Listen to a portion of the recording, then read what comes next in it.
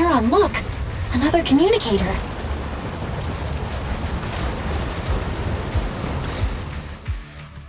Another communicator. It's a bad habit for a sniper to be so talkative. Oh, really? I think it's rather good for my mental health to witness in real time how my target becomes desperate and gives up their struggle. Do you really still need to disguise your voice? I thought you didn't want to hide anymore, Zoe. You're right. Seems there's no need for secrecy anymore. I, Zoe, the sniper known as Grim Vulture of Nemesis Squad, send you my regards. Zoe. No. Grim Vulture. You, like me, were one of the advanced troops deployed to suppress Hollow Zero right after the fall of the old capital, right? Noct, Cartes, and Impera Squad. So far, all the victims have been members of these squads. They were initially supposed to enter the Hollow to reinforce the advanced troops. Nemesis, your squad lacking reinforcements, lost everyone except you in the fall of the old capital. You blamed their deaths on the absence of reinforcements and sought revenge on them. That's my conclusion. Just like me. The fall of the old capital left you entirely alone. A sniper, the sole survivor, a mere pawn abandoned by the military. Don't you think we're very much alike? The Impera squad member, Nathan, the one you're searching for, he pleaded with me to let him go when I was about to kill him, saying he had to see you no matter what. That's how you caught my attention. I let him live to get all sorts of information on you. I was so curious about you that I even set a trap, disguising myself as a victim to get closer to you. It turned out we share the same story. We even got the same PTSD symptoms. After all these years, we still see images of our teammates before they die. It's impossible to erase them from our minds. It's just, you use ridiculous fantasies to numb yourself, chasing after illusions of your squad mates, while I can't afford to be as naive as you. One night, when I was overwhelmed with the unbearable images of my comrades' deaths, vomiting and crying, I finally realized the meaning behind their appearance before me. They were pleading with me, pleading for vengeance against those who abandoned us, begging me to destroy the repulsive, hypocritical new order of New Eridu. So, I carried on their will.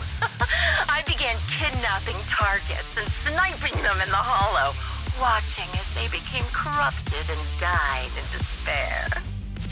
You really think this is what they'd want? What else? Would they want me to be like you, playing at a game of finding my missing squad mates, accepting their deaths when I'm done playing, and then forgiving the very enemy who killed them?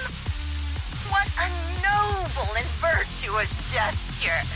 Forgive on behalf of fallen comrades, coexist with New Eridu's order, and live peacefully among cowards. It's precisely because you and I are so similar that this hypocritical and cruel attitude makes it even harder for me to forgive you. After our first conversation, I was certain I must end your life myself to prove I'm right. That's exactly what I wanted to say to you, too. Because we've suffered the same hardships, I can't accept the path of destruction you've chosen. Jesse, Aaron, Nathan, the client I've been searching for, and any other targets of revenge you've set your sights on. They all feel regret and struggle over the choices they made back then. But you can't see any of that. You didn't target the higher-ups who misjudged the situation, the dangerous ethereals who killed your comrades, or the ones responsible for the fall of the old capital. Instead, you went after the easiest targets. Grim Vulture, as a sniper of the Eridu Defense Force, you have failed in your duty.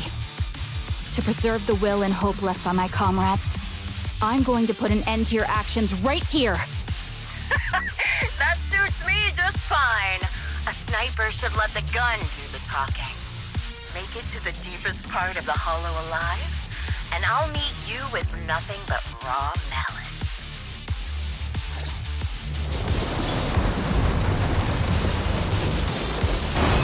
Since you made it here, let me reward you with a few things you don't know.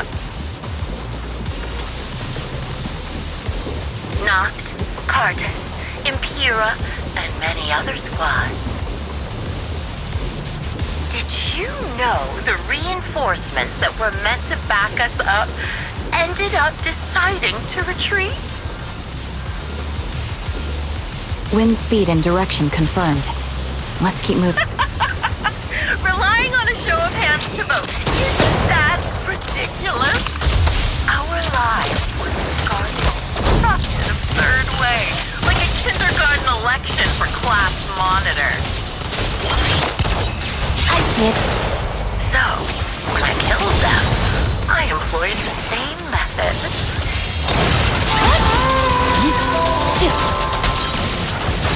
I made the dozen or so people I captured vote on who I should kill first.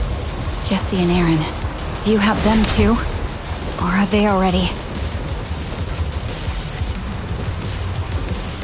You still care about them?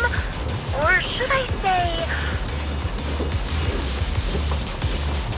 It looks like I haven't made enough of a threat to your life if you still have the time to worry about them. You're in my sight. My blade is already sheathed. The wind and rain are picking up. This extreme weather is perfect for sending you to your grave. No one will hear your screams and cries if you die.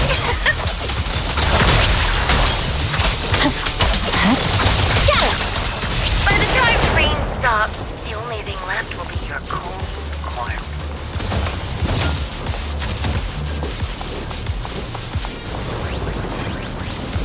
You made it to this part of the hollow you want to go. Such determination deserves praise! Time for the final showdown, everyone. But... Ether vision activate. Really, is the only way to put it. What sniper would ever confront their enemy head on?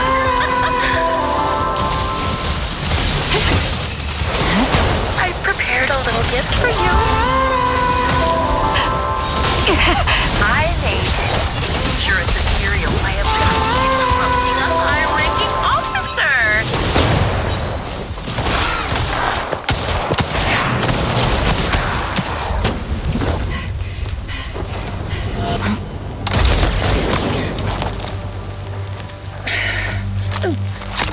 The real failure as a sniper is the one who's been forced into a corner, like you!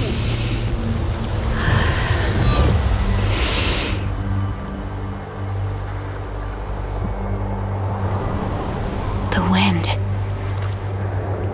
It's shifting.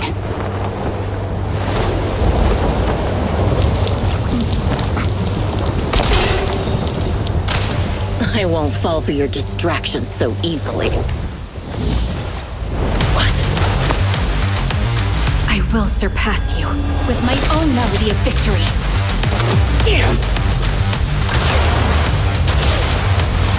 And let the wind be the opening notes.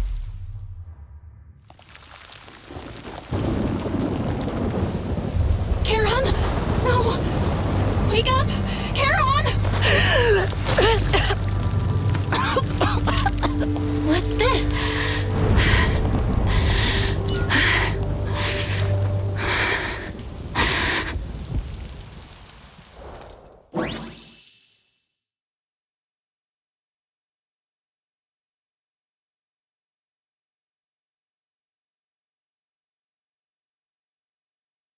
Just you? Where's your friend, the proxy? The proxy went to rescue the hostages. I want to speak with you alone. A sniper should always monitor the changes to their surroundings, factoring the environment into their tactics.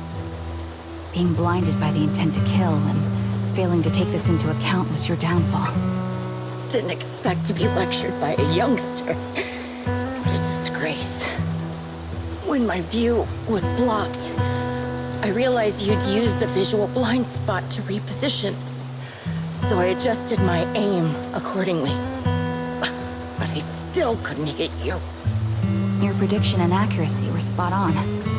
I was just saved once again by this. By both this harmonica and by my former comrades. Are you trying to say that this is destiny? That it's the will of my companions guarding me? I lost to the wave of ethereals, to the military's betrayal. And now I lose to your reckless actions, driven by some ridiculous fantasy. Your fantasy, your attitude, your very existence, and the outcome of this battle. They are the greatest denial and insult to my revenge. Yet you're emitting a much calmer ether energy now. Almost as if you found relief. My vision is fading. I can't see my comrades on the brink of death anymore. My wounds are fatal. I don't feel any pain. Relief. It's not such a bad thing. Did you intend for me to kill you from the start? Let me answer that question with a story. The first time I saw you was actually during the fall of the old capital. My comrades were all dead, and the reinforcements the higher-ups promised before the mission never came. I can't even remember how long the fight went on. Ultimately, I had no choice but to retreat, failing to bring back my squad mates' bodies. I made my way through one battle line after another. The advanced troops were nearly wiped out. But when I reached a certain front, a small squad of survivors called out to me. Few people can still stand after such severe corruption and injury, but all 5 of them were still fighting. They were protecting a girl who had lost her sight and fallen unconscious while searching for a way out of the hollow. They told me they were beyond saving, and if I planned to retreat, I must take the girl with me. I couldn't turn down the last request of a group of heroic soldiers about to die in battle. Your comrades entrusted your life to me. I was the one who brought you out of the hollow. You already know what happened afterward. It didn't take long for you to leave the Defense Force after you came to. Just like me. I developed PTSD so intense that sometimes I couldn't even hold a normal conversation. But for me, the hardest blow was the death of my squad. To an orphan like me, they were family. If the reinforcements had kept their word and provided support, they wouldn't have died for nothing. Don't you ever have that thought? To say I don't would be a lie. But I think deep down you know. From the moment we stepped into the hollow, there was no way we were getting saved. Given how quickly the hollow was spreading, and the ever-increasing number of ethereals, it would take the sacrifice of countless Defense Force troops to suppress it. It wasn't something that could have been accomplished in such a short time. The reinforcements would have only been a drop in the bucket. More sacrifices without results. Canceling the reinforcements, sending the advanced troops to rescue as many civilians as possible to minimize casualties. I think most commanders would have made the same decision. Objective and cold logic. I understand it, of course. But when you see members of the reinforcements living happy lives years later, can you still keep your composure? I couldn't.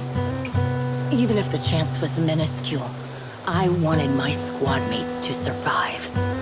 But they turned that chance to 0. and still have the nerve to embrace a peaceful future. I can't help but resent them. By the time I realized what I'd done, I had already taken several lives. Nathan. When I tied him up and was about to kill him, he begged me to spare him, saying he had something to give you, no matter what. That was when you re-entered my line of sight. I think I've said this before. We're very similar, yet we have completely opposite beliefs. After meeting you, I became even more certain. In the face of suffering, I chose destruction, while you were destined to choose to protect. You're still entangled in your obsession with your squad mates. If this continues, you'll eventually sink into a void of despair. Your hope is like a bubble, ready to burst at any moment. The version of you I want to kill is the complete one, who can firmly reject my answer. If you haven't found your answer yet, then I'll be the one to push you forward. I kill you, or you end me. Either way works. But after seeing your growth, maybe I'd prefer you to step over my body. That's the final answer. Why? Emptiness and doubt. No matter how many targets of my revenge I took down, nothing changed. Aiming my gun at former comrades, drowning in hate and rage, all it left was a hollow emptiness. But you're different. You've gained unconditional trust from the proxy. You have the courage to fight through my trap. And eventually, you'll have a melody that's uniquely yours. My belief has faltered. I finally remember. My squad mates were fools, just like you. You're right. They would never want me to become this way. I talk about carrying their cross. But in truth, I never carried their will. So be it. Take the hostage and go. A villain stained with the blood of others deserves nothing but a miserable end. I'm looking forward to how long you'll be able to protect those in front of your eyes.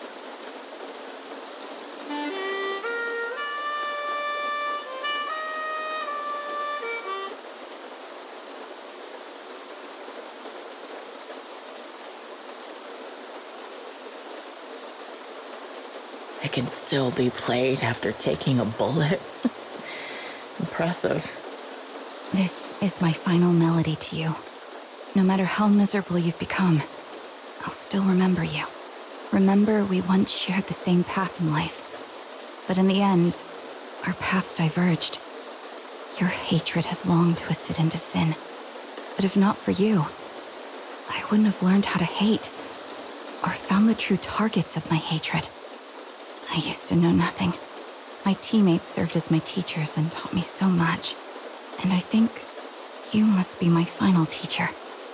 You taught me, in the most intense way, what hatred truly means. Really? So you found someone you want revenge against, too. That's good.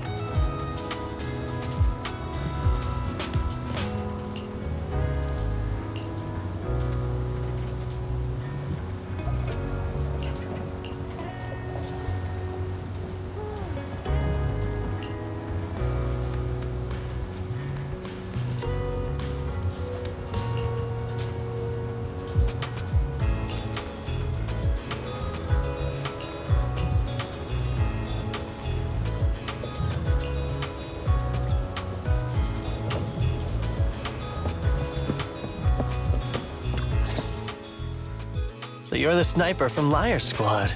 It's nice to finally meet you. And you must be the one who's been searching for me. Nathan, the younger brother of Lethe. It's good to see you safe and sound. That's right. I'm sorry for causing all this trouble. I nearly cost you your life, becoming a target of a victim from the fall of the old capital. Maybe that's what I get not helping my brother and the rest of the defense force back then. When the reinforcements decided to retreat, I spoke out against it. I had family among the soldiers already in the Hollow, but I didn't have the courage to take that step. The one that might have cost me my life. I'm sorry. You don't need to feel regret or apologize. The outcome wasn't something you could have controlled. You cared deeply for Lethe, and even today you still think of him. To someone like him, who always cherished family, that's more than enough. Thank you. I heard you've been searching for the members of Liar Squad all these years. I'm nothing compared to your determination. Thank you for everything you've done, but please stop the search. It's time for you to start living a life that's truly your own. I hate to say this as a family member, but back then, they were already... I know. You don't need to say it. I've been drowning in a fantasy of my own making for years, but it's a fantasy that kept me from falling into the abyss. Nathan, Grim Vulture told me you have something you want to give me. Is that why you commissioned someone to find me? Yes. After learning about the bond between you and your squad, I knew I couldn't live with myself if I didn't get this to you. So I got on my knees and begged Grim Vulture, even playing this recording for her, hoping it would move her. Regardless of how things unfolded, what matters is that it wasn't destroyed, and I'm here, alive, to hand it to you.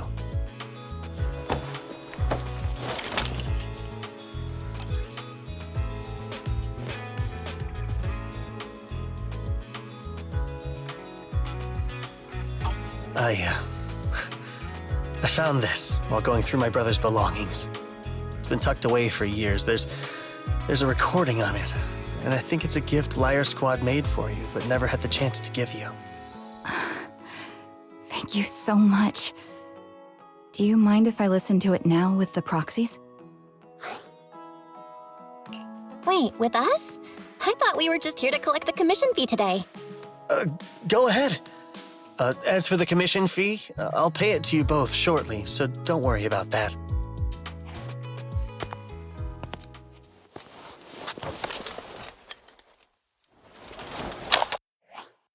Hey, hello?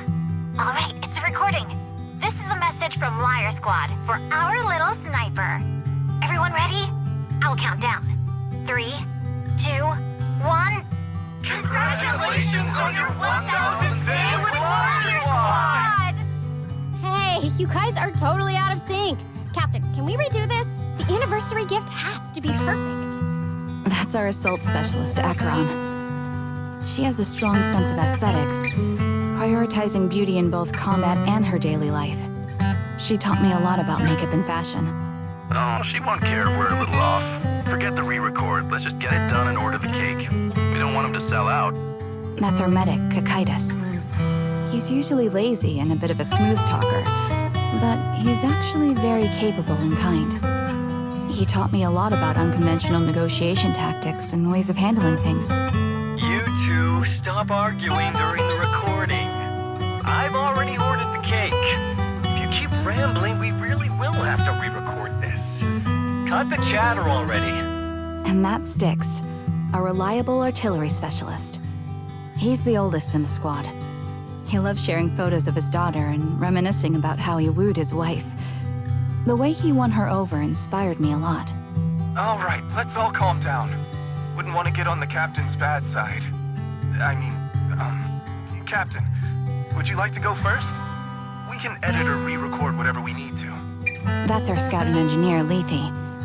He's a bit self-conscious because of how his younger brother excels, and he's somewhat introverted, but he's actually very capable. He taught me sharp observation skills, calm execution under pressure, and how to make use of the environment. Okay, thank you all for settling down before I completely lost my cool. It's fine, no need to cut anything or re-record. Let's just keep it as it is. Loud and messy. just like our liar squad. That's our captain, who took me in and taught me how to play the harmonica. And the real Charon. I'll make sure to explain properly to you later, Proxy. As you've heard, this recording is a little gift from the five of us. How time flies. When I brought you into the squad about 2.5 years ago, you were just a shy kid who blushed whenever you talked to someone. Over these 1,000 days, you've really worked hard to keep pace with our fighting rhythm. You've done incredibly well. In the last mission, your successful sniper kill of that high-risk ethereal really helped Acheron a lot. I hate to say it, but yeah, I went too far in last time. Thanks for getting me out of that mess. Just this once, I'll admit, your moves were more elegant in that fight. Not just that fight. Ever since you became a quicker shot and learned to adjust for wind speeds on the fly, we've been taking fewer and fewer hits. Makes my job way easier. So, cheers. You often worry about not doing enough. But in these 2.5 years, you've absorbed everything I know about stealth, reconnaissance, and tactical countermeasures. Trust me, you'll become an incredibly skilled sniper. Having you covering us from the rear makes every fight feel safer. But you still have a lot to learn about socializing and romance. When peace finally comes to Eridu, leave us and live your own life. Where did that come from? She's not leaving us. Even if she retires, she'll move into my house and I'll spoil her with loads of beautiful clothes. We can talk about living alone in 10 or 20 years. Sorry, I got carried away. Anyway, you're talented and hardworking. Over these 1,000 days, you've opened your heart to us and even encouraged us in return. Having you as a comrade is a blessing for all 5 of us. But I have to say one thing. You're always so sensitive and kind. Every time you see us get hurt, you look like you're about to break. Has our squad motto, having each other's backs, become too much of a burden for you? I get how you feel. When your squad mates trust you with their backs, your first instinct is to protect them, right? But that's not the way it should be. No one can shoulder everything alone. Don't try to carry everything on your own. Choosing to fight on the battlefield is my resolve. Feel it. Share yours with me. And when it's your turn to watch my back, I'll give my all to honor it too. As long as you fight with all your strength, there's no such thing as failing to protect something, because your will and our will is preserved and carried on in other ways. But don't let that weigh on you. Try to trust in us, just like we trust in you, no matter what. I've struggled with that kind of thinking myself, but I eventually made my way through it. All this talk of camaraderie, of keeping each other safe, it's like a harmonica melody scoring our time together. Even when things change, our tune will go on, and that's enough. Exactly. Honestly, I'm sometimes terrified. Afraid that someday, you'll blame yourself for failing to protect us and fall apart. That's why I wanted to record this message. Please, don't try to bear everything alone. Maybe you can start relying on us more, fully entrusting your vulnerable side to us. Our will has long been intertwined with yours. We're comrades. This is getting way too sentimental. It doesn't feel like me anymore. Anyway, we just want to see you trusting your comrades enough to share your burdens, even if it isn't us. Finally, we'd like to give you the song that's closest to us. If what we've said is hard to understand, just feel it through the music. Please, enjoy my masterpiece, Homecoming.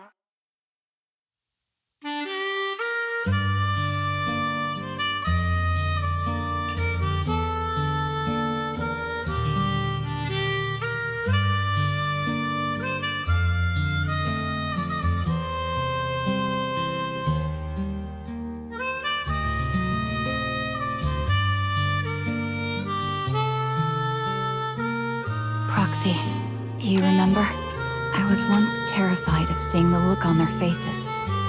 Yes. Can you see them clearly now? Yes, crystal clear. As if I've returned to the exact moment of parting. So this is our last glance. This is the answer you wanted me to find. Thanks, guys. For everything.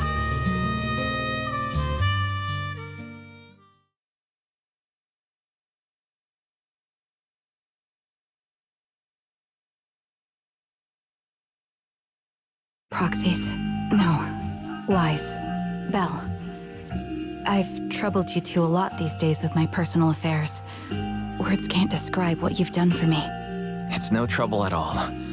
To be honest, Belle and I have been a bit lost lately because of some personal matters.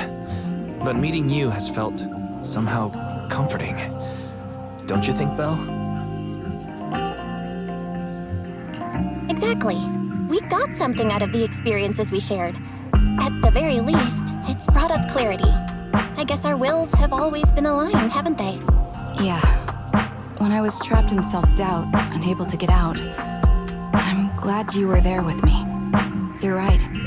We've already entrusted our backs to each other as comrades.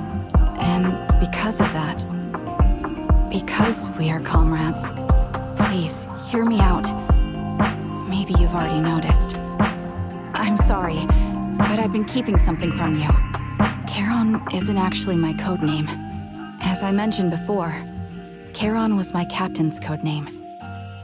When I met both of you for the first time, I didn't want to tell you my codename, because I thought someone who couldn't protect their squad mates had no right to one.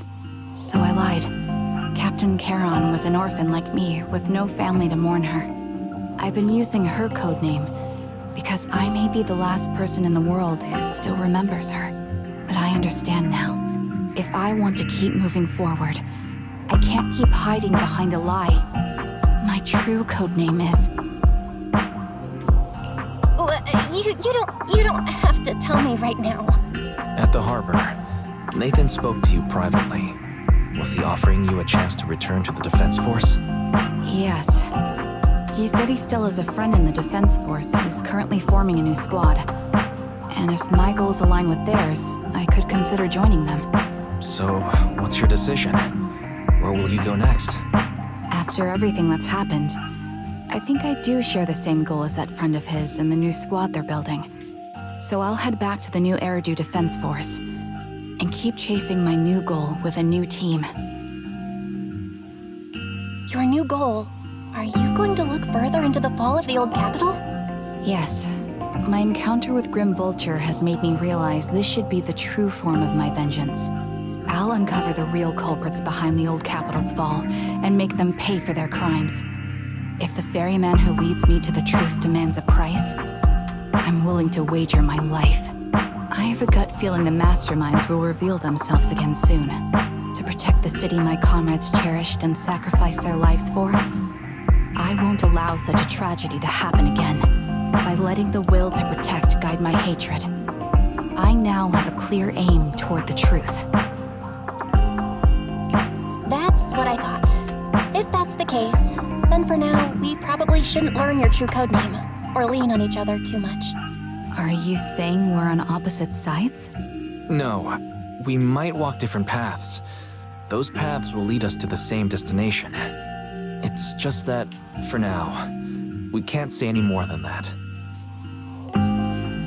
To be honest, after facing an enemy as ruthless as Grim Vulture, we're reminded of our own powerlessness. Watching you fight back, almost losing your life to a bullet, that feeling. We're nowhere near strong enough to protect you, and we're not strong enough to open up about our pasts either. Sorry.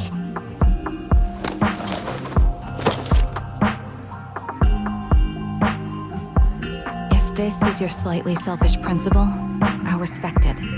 You were once my proxies, and I'll keep this memory locked away as something I cherish. If, as you say, our destination is the same, then we should continue on our separate paths, striving to grow stronger. The next time we meet, I'll reveal my true codename. I hope we can become true comrades. I want your presence to forever remain in the melody of my life. Yes, it's a promise. We'll meet again, Charon.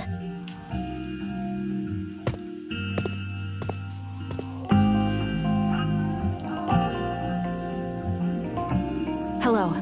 I'm the sniper from the former Liar Squad of the Chrysoberyl Division, recommended by Captain Nathan, originally of the new Eridu Defense Force's Obsidian Division, Impera Squad.